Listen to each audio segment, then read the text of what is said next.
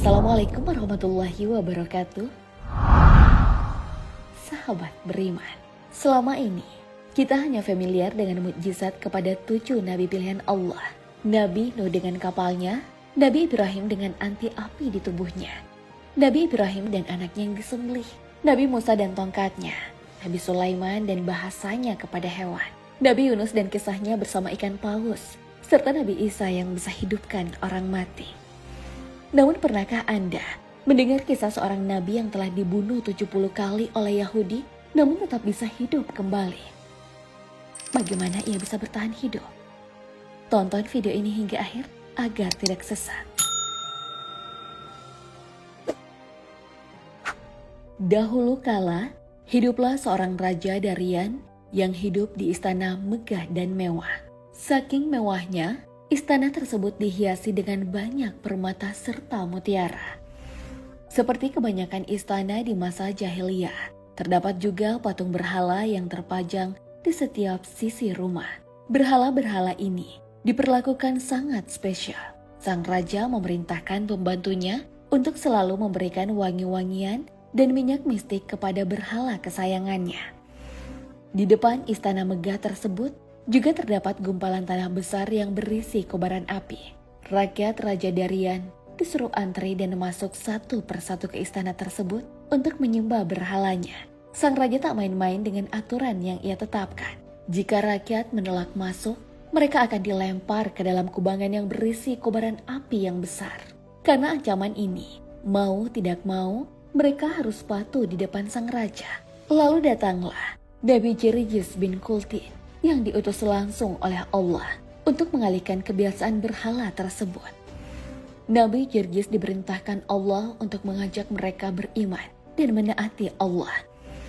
Nabi Jirjis selalu menghadap kepada sang raja dan berkata, "Mengapa engkau menyembah berhala? Padahal dia tidak bisa mendengar, tidak bisa melihat, tidak bisa memenuhi kebutuhanmu." Raja Darian pun menjawab dengan angkuh, "Sejak aku menyembah berhala, aku mempunyai kerajaan dan hartaku menjadi berlimpah. Sedangkan kamu, apa yang telah kamu dapatkan dengan menyembah Tuhanmu? Kamu tidak mempunyai harta dan kemewahan seperti aku. Tidak nampak sedikit pun kenikmatan yang kamu dapatkan." Nabi Jirjis membalas lagi, "Sesungguhnya nikmat dunia itu akan hilang saat kita meninggal. Dan Tuhanku telah memberikan kepadaku nikmat akhirat di dalam syurga."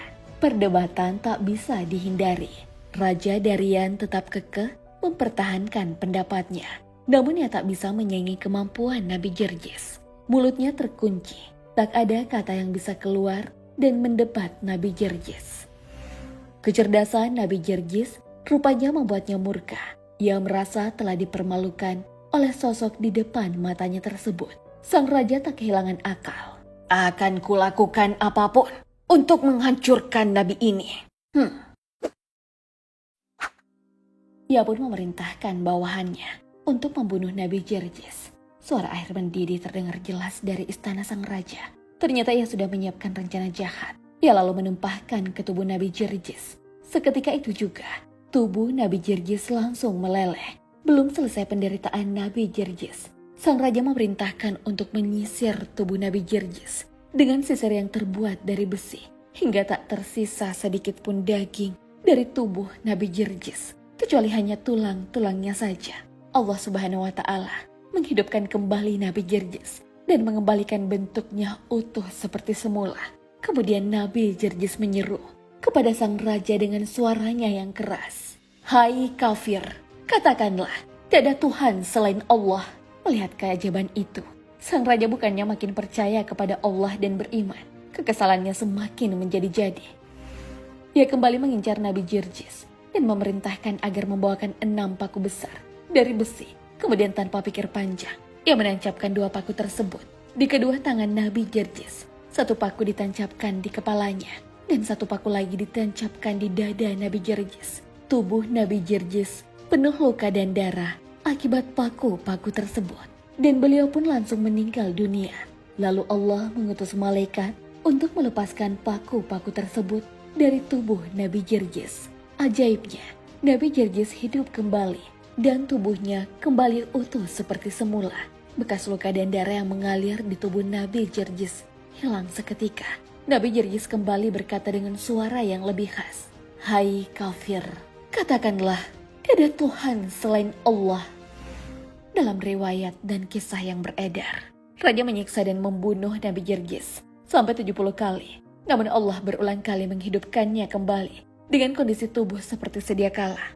Sang raja akhirnya menghentikan perbuatannya. Ia bersedia untuk mengikuti permintaan Nabi Jerjis, asalkan Nabi Jerjis juga sepakat dengannya. Apa kesepakatan yang raja buat? Ternyata sang raja meminta agar Nabi Jerjis bersujud kepada berhala. Sang raja meski hanya sekali. "Aku ingin engkau bersujud kepada berhalaku 1 kali saja. Nanti aku akan memberikan semua yang kau inginkan. Dan aku akan melakukan semua perintahmu, termasuk menyembah Tuhanmu." Iya, lama Nabi Jerjis berpikir. Ia tak langsung menjawab.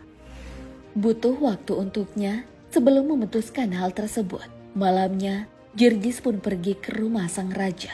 Beliau lalu beristirahat dan menunaikan sholat. Pada malam harinya, beliau membaca kitab Zabur hingga terbit fajar. Saat beliau membaca kitab Zabur, suara istri raja terdengar perih sekali. Ia menangis terseduh-seduh. Nabi Jerjis tentu kaget. Ada apa gerangan yang terjadi dengan istri raja?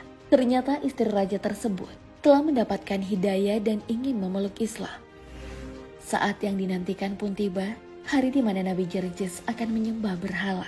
Raja pun sudah siap dan ingin mengantarkan Nabi Jerjis ke salah satu berhalanya. Namun Nabi Jerjis tak berkomentar apapun. Ia diam 1000 bahasa. Sang raja menjadi jengkel. Lalu memasukkan Nabi Jerjis ke rumah seorang perempuan tua. Di dalam rumah perempuan tua itu, ada seorang anak yang buta, tuli, dan bisu. Di rumah itu, ia tidak diberi makanan dan tidak ada seorang pun yang boleh memberinya makanan. Saat Nabi Jerjis mulai merasakan kelaparan, ia melihat ada sepotong kayu di dalam rumah itu. Lalu Nabi Jerjis berdoa kepada Allah. Lalu batang kayu itu tumbuh daun dan berbuah dengan buah yang bermacam-macam. Ketika perempuan tua itu melihat kejadian tersebut, ia pun mengimani ajaran Nabi Jerjis dan meminta agar mendoakan anaknya menjadi normal. Ajaibnya, anak tersebut sembuh. Akhirnya, Nabi Jerjis memerintahkan agar anak ini ke tempat berhala dan mengatakan kepada berhala tersebut jika Nabi Jerjis memanggilnya. Berhala-berhala yang berjumlah 70 itu pun berjalan mengikuti perintah sang Nabi. Uniknya lagi, mereka berjalan dengan posisi terbalik. Pemandangan itu dilihat oleh istri raja. Ia juga mengikuti arah berhala tersebut melangkah. Siapa sangka, jika disinilah awal mula dari akhir perjalanan hidup Nabi Jerjis. Sang raja tentu emosi dengan keputusan sang istri yang ingin beriman. Di saat yang lain, Nabi Jerjis bermunajat kepada Allah. "Ya Tuhanku, setelah merasakan gangguan orang-orang kafir selama 70 tahun lamanya, dan sudah tidak tersisa lagi kemampuanku setelah hari ini, maka berikanlah padaku rezeki mati syahid dan azablah mereka." Tak lama kemudian, datanglah beberapa utusan istana kepada Nabi Jerjis. Lalu mereka melepaskan pedangnya ke tubuh Nabi Jerjis. Nabi Jerjis pun meninggal dalam keadaan syahid.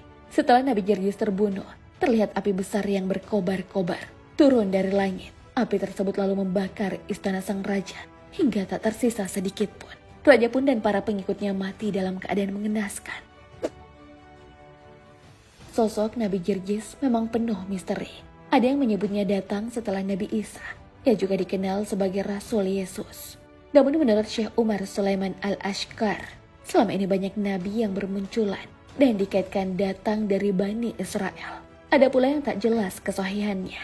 Jika seperti ini dan tidak sesuai dengan Al-Quran, hadis dan sunnah Nabi, maka tak sepatutnya umat Islam mengikutinya. Apalagi sebagaimana yang kita ketahui, bahwa tak ada perantara antara Nabi Isa dan Nabi Muhammad SAW. Sebagaimana riwayat Al-Bukhari, antara aku dan dia, Isa, tidak ada seorang Nabi. Syekh Umar juga menyebutkan, jika kita mendengar kisah nabi-nabi yang berasal dari Bani Israel, langkah yang bisa kita tempuh yakni tidak mendustakan, tapi tidak juga membenarkan informasi tersebut. Sahabat beriman, apakah Anda pernah mendengar Nabi Jerjis sebelumnya? Allahu a'lam bishawab. Assalamualaikum warahmatullahi wabarakatuh.